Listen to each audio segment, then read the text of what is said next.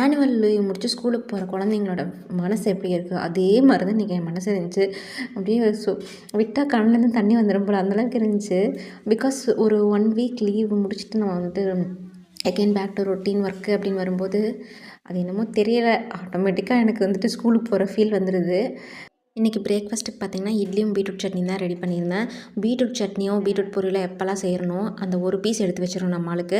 அவர் அப்பப்போ வந்து செக் பண்ணுவார் எடுத்து வச்சிருக்கணுமா இல்லையான்ட்டு. அதுக்கப்புறம் ப்ரஷ் பண்ணிவிட்டு ரெஃப்ரெஷ் ஆகிட்டு வந்து அந்த பீஸ் அவர் சாப்பிடுவார்.